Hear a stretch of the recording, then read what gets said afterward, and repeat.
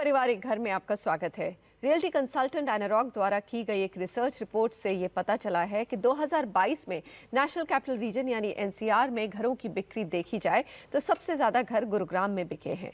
NCR में total बिक्री देखें तो लगभग 64,000 यूनिट्स बिके हैं और 32,500 रेजिडेंशियल यूनिट सिर्फ गुरुग्राम में खरीदे गए हैं। क्या कारण है इस तेजी के पीछे और क्या आने वाले दिनों में ये डिमांड बरकरार रहेगी? आइए जानते हैं। हमारे साथ शामिल हो रहे हैं सिग्नेचर ग्लोबल के एमडी रवि अग्रवाल और एनारॉक के वाइस चेयरमैन संतोष कुमार। रवि, सबसे पहले तो मैं ये बताऊंगी कि पूछना चाहूंगी कि 51% घरों की बिक्री सिर्फ गुरुग्राम में होनी एक बहुत बड़ी बात होती है। तो ऐसा माना जाता है रवि कि गुरुग्राम नोएडा और फरीदाबाद से ज्यादा महंगा है, हमेशा प्राइसेस ज्यादा रहे हैं। फिर इस डिमांड के पीछे क्या कारण है? जो गुड़गांव का रीजन है उसमें मल्टीपल रीजन्स हैं। उसके अंदर जो एक तो प्राइसिंग ग्रोथ हुई है और साथ साथ इतनी बड़ा परसेंटेज ऑफ सेल हुआ है उसके अंदर 51%, यानी कि ऑलमोस्ट आधा पूरा एनसीआर और गुड़गांव। उसकी मल्टीपल रीजन्स हैं। सबसे पहला रीजन है उसके अंदर उसका बेटर इंफ्रास्ट्रक्चर। आप समझिए गुड़गांव के अंदर 5 मेजर इंफ्रा डेवलपमेंट हुई है। First DMIC, Delhi Mumbai industrial corridor, जो इंडिया का लार्जेस्ट एक्सप्रेसवे, जो मुंबई बड़ौदा एक्सप्रेसवे जो लग रहा है वो बहुत बड़ा लार्जर डेवलपमेंट है। दूसरा साउदर्न पेरिफेरी रोड का एक बहुत बड़ा मेजर डेवलपमेंट हुआ है। द्वारका एक्सप्रेसवे का एक बहुत बड़ा डेवलपमेंट हुआ है। पटौदी रोड, और ये सारे मिला के जो 5 मेजर, एक सेंट्रल पेरिफेरी रोड जो अपने सारे हिस्से को पूरे गुड़गांव को इंटरनली जोड़ती है। ये 5 मेजर इंफ्रा डेवलपमेंट हुए हैं और उसकी जो स्पीड ऑफ डेवलपमेंट है वो बहुत ज्यादा अच्छी।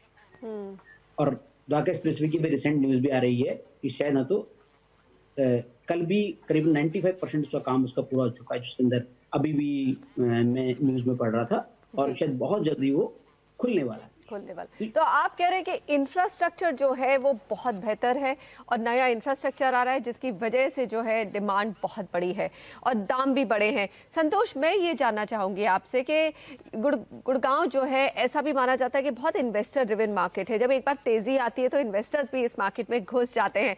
आपको ये भरोसा है कि जो ये 32,500 यूनिट्स बिके हैं वो मोस्टली एंड यूजर्स को बिके हैं? संतोष?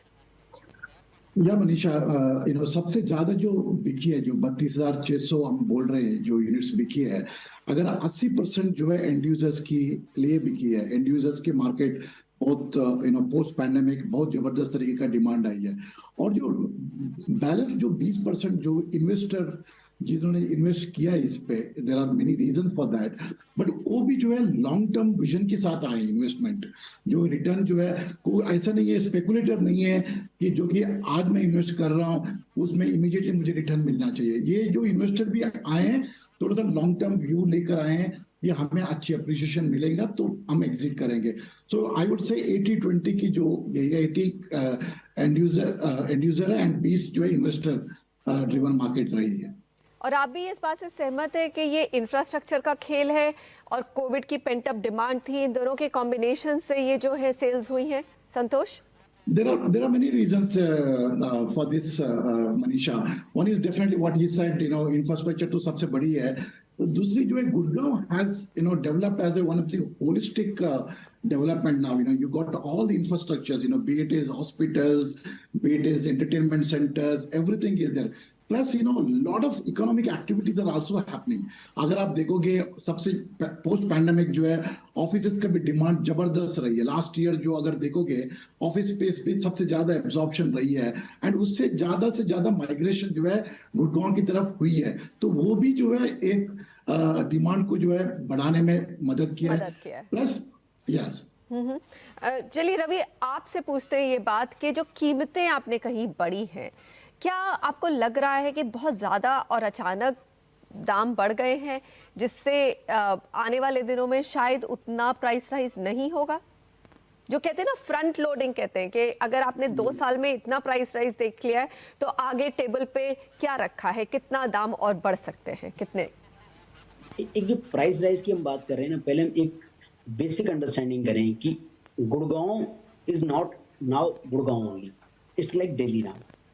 ओके, दिल्ली क्योंकि बहुत पुरानी प्लान डेवलपमेंट नहीं है, गुड़गांव आज एक प्लान डेवलपमेंट है। ओके, दूसरा, आज गुड़गांव के और दिल्ली के प्राइस कंपेयर करें तो स्टिल दिल्ली के प्राइसेस बहुत ज्यादा हाई है।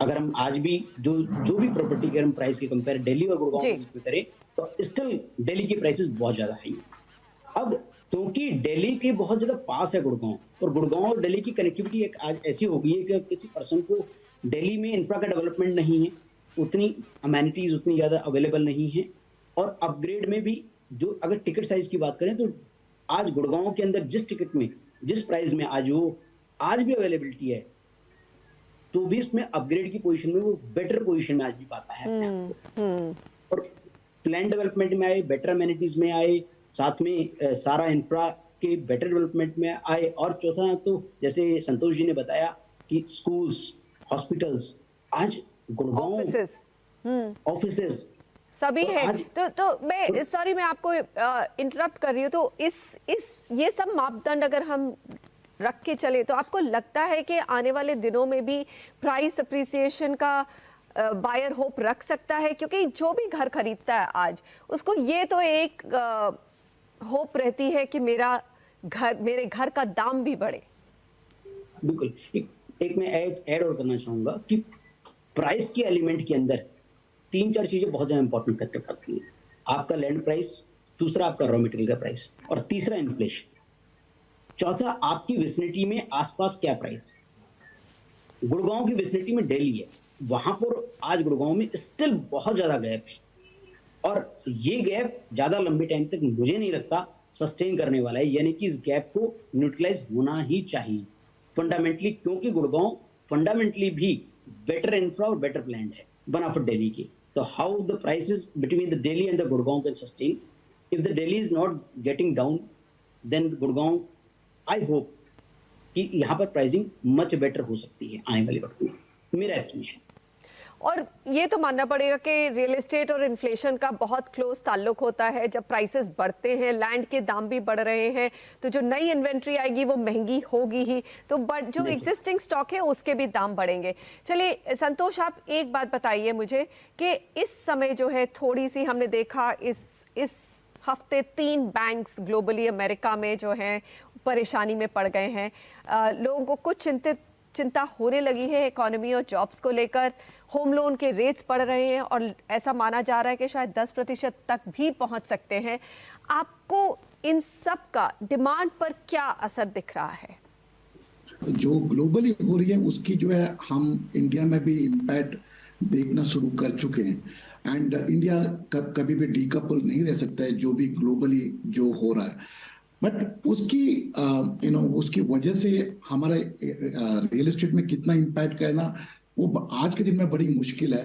बट इंडिया में जो है थोड़ा सा डाइवर्स है। अगर आप देखोगे, India is not now completely depend on IT.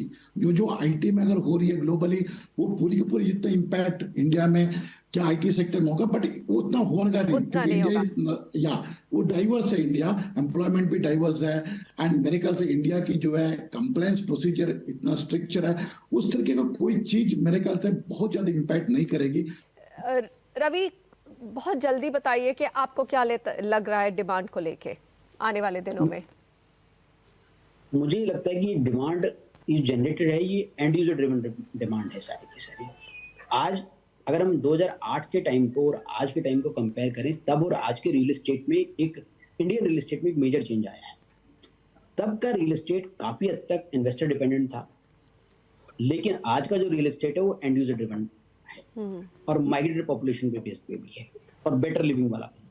और जहां तक बात करते हैं एक इंडिया की जो इकोनॉमी है, मुझे लगता है जो मेरे हिसाब से सेल्फ कंजम्पशन बेस्ड इकोनॉमी है, और वो उतनी ज्यादा देखो डिकपल्ड नहीं रह सकती, एग्रीड, बट स्टिल इंडिया की खुद में इतना बड़ा एक पोर्शन जो अनएड्रेस्ड है डिमांड और सप्लाई के बीच का। आज भी इंडिया में काफी लोगों को, crores of people they need home, but still the home is not. बहुत अंडर ओन्ड है रवि जी। चलिए, आपने ये हमें बताया, इस कंट्री में अभी भी बहुत लोगों की ओनरशिप नहीं है घर की, स्पेशली। और सबसे पहला सपना जब कोई माइग्रेट करता है जॉब के लिए दिल्ली, एनसीआर जैसे, गुड़गांव जैसे शहर में, तो उसको एक घर की तमन्ना रहती है। समय समाप्त हो गया है, इसलिए मुझे थोड़ा सा जल्दी ये खत्म करना पड़ रहा है शो। रवि और संतोष, शो में आने के लिए बहुत बहुत शुक्रिया। Thanks. और आप सबका भी हमसे जुड़ने का नमस्कार।